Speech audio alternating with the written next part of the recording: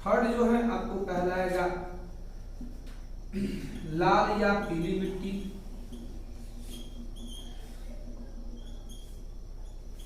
ठीक ना। Fourth number कहलाएगा आपको लेटेराइट मिट्टी।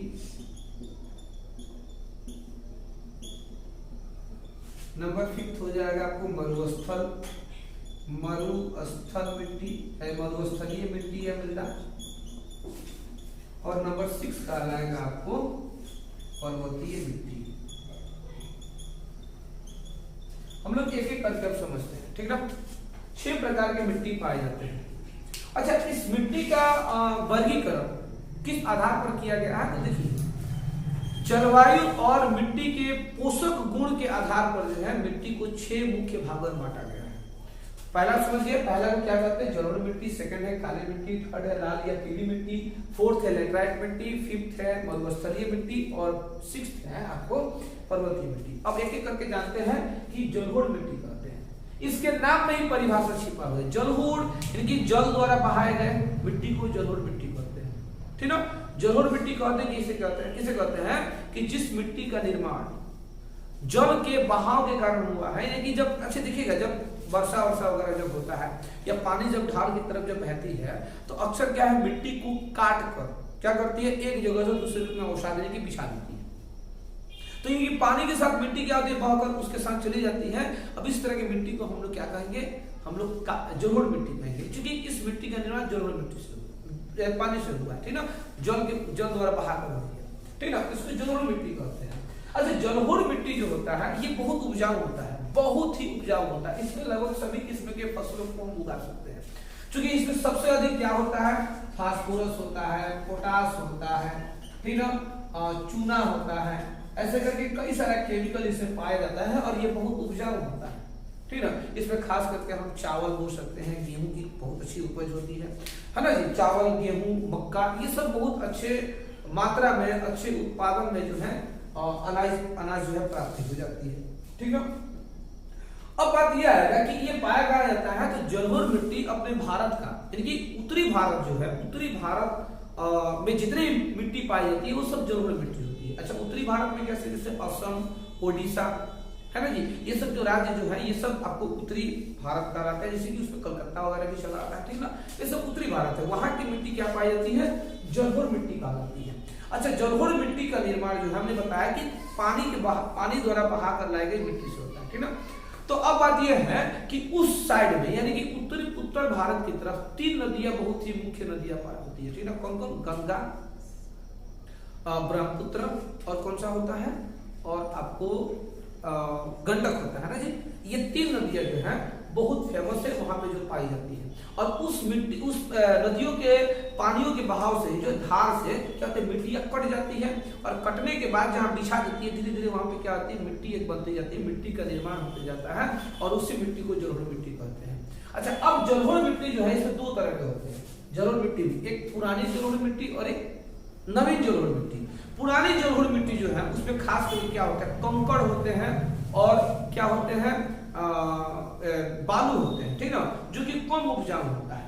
लेकिन जो नवीन जो होता है, नवीन जलोढ़ मिट्टी जो होता है ये बहुत उपजाऊ होता है, क्योंकि इसमें क्या है, इसमें जो है आपको खाद यानी कि ह्यूमस की मात्रा बहुत होती है और इसमें जो है फसल उगाने से बहुत अच्छा उत्पादन देता है। ठीक ना। अच्छा, हमारे भारत में जो है जलोढ़ मिट्टी यानी कि मिट्टी जल के द्वारा बहा कर लाई गई मिट्टी कितना है, लगभग क्षेत्रफल लगभग 6.4 लाख हेक्टेयर जमीन जो है जलोढ़ मिट्टी का एरिया है। ठीक ना। जहाँ पे लोग क्या करते हैं, फसल उगाते हैं, गांव बसाए जाए तो जी समझ गए। ठीक ना। अच्छा, नंबर 2 आता है काली मिट्टी। कौन सी मिट्टी? काली मिट्टी।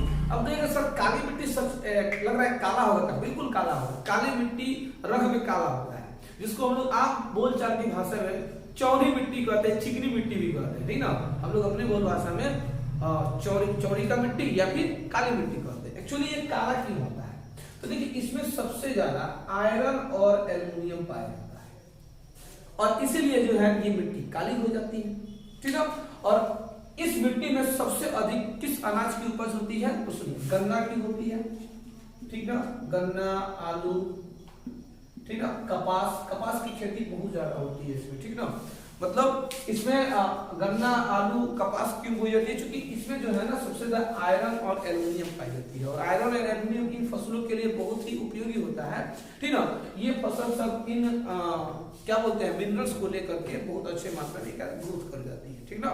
तो ये हुआ आपको काली मिट्टी। काली मिट्टी समझ में आ गई, इसमें आयरन और क्या होता है, इसमें एल्यूमिनियम होता है, ठीक ना। इसी की वजह से जो है ये काली मिट्टी कहलाती है। अच्छा, अब है लाल या पीली मिट्टी। अब सोचिए सर, लाल पीली मिट्टी मतलब क्या सच में लाल पीला होता है क्या मिट्टी? बिल्कुल होता है जी। इसका नाम इसलिए रखा गया है ताकि समझ में आ जाए। लाल पीली मिट्टी का मतलब ही होता है जो कलर में लाल और क्या हो, पीली हो।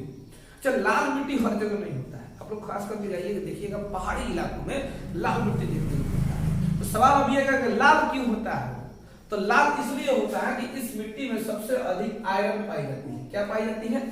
आयरन पाई जाती है, ठीक है, इस मिट्टी में। अच्छा देखिएगा, जब बारिश का दिन जब नहीं होता है, जब मानसून नहीं रहता है, तो उस समय जो है ये लाल हो जाता है मिट्टी।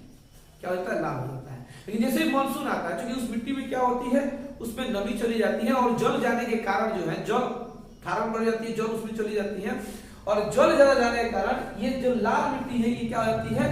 पीली हो जाती है जी। क्योंकि क्या है, आयरन जो है जल के साथ रिएक्शन करके जो है इसका कलर चेंज हो जाता है, तो ये पीला रंग का हो जाता है, ठीक ना। ये खास करके पहाड़ वाले क्षेत्रों में पाया जाता है, ठीक ना। यहाँ पे जो है खास करके आपको क्या वन वगैरह बहुत उगता है, क्योंकि पर्वतों में सबसे ज्यादा क्या होता है, जंगल वगैरह बहुत ज्यादा पेड़ उगता है, ठीक ना। यहाँ पे आपको किसकी खेती होती है? तो चावल की खेती होती है, चाय की जो चाय पत्ती जो आती है उसकी खेती बहुत ज्यादा होती है, क्योंकि इन सब पौधों को क्या चाहिए? सबसे ज्यादा आपको आयरन चाहिए होता है, उसी से ये क्या होता है? ग्रो करता है। अच्छा, अगला आएगा लेटेराइट मिट्टी। देखिए एक्चुअली इस मिट्टी का नाम लेटेराइट क्यों पड़ा है? तो ग्रीक शब्द एक होता है लेटर, LATER, ये ग्रीक वर्ड है, ठीक ना। लेटर का मतलब वो बाद वाला लेटर नहीं, ठीक ना। एक होता है लेटर आफ्टर, है ना, जो वो लेटर आफ्टर की बात नहीं हो रही है। एक्चुअली ये एक ग्रीक वर्ड है और इसका मतलब होता है ईट। क्या होता है? ईट होता है। लेटर क्या है? एक ग्रीक वर्ड है, और इसी लेटर शब्द से जो है इस मिट्टी का नाम है लेटराइट। अब आपको लग रहा होगा ये बात कि लग रहा है सर कि ये मिट्टी ऐसा होगा ना, इसमें ईट जैसा ईटा पाया जाता होगा। अच्छा, हम लोग अक्सर क्या करते हैं, ईट से हम लोग क्या करते हैं? मकान बनाते हैं। तो ईट किससे बनता है? मिट्टी से बनता है। मिट्टी को क्या करते हैं? खूब बढ़िया पानी दे करके उसको महीन उसको बना करके उसको सांचों में फ्रेम में बैठा करके उसको सुखा करके क्या करते हैं? हम लोग ईट बना लेते हैं। ईट मिट्टी से बना। लेकिन ये जो है लेटराइट मिट्टी जो होता है ना, ये बहुत सख्त मजबूत होता है, ठीक है। ये खास करके पठारी हिस्से में पाया जाता है जहाँ पे वर्षा बहुत कम होती है, ठीक है। वर्षा होती है लेकिन कम होती है। अच्छा, जब वर्षा होती है ना तो ये लेटराइट मिट्टी क्या करता है? ये गीला हो जाता है, खूब बढ़िया गीला हो जाता है, ठीक ना। लेकिन इसमें क्या होता है? इसमें ह्यूमस की मात्रा कम होती है। मतलब ये कि इसमें खाद की जो मात्रा है कम हो जाती है, इसमें नमी भी बहुत कम रहता है, तो इससे फसल वगैरह बहुत कम होता है, बहुत कम होता है। जैसे कि कर्नाटक के कुछ हिस्सों में चले जाइए, उड़ीसा के कुछ हिस्सों में चले जाइए, है ना जी, उधर ये लेटराइट मिट्टी पाई जाती है, बहुत सख्त होता है। गर्मियों के दिनों में जब बारिश नहीं होता है ना, ये ईंट की तरह टाइट हो जाता है, बहुत मजबूत सख्त हो जाता है, और इस मिट्टी में जो है ना फसल उगाना बहुत मुश्किल हो जाता है।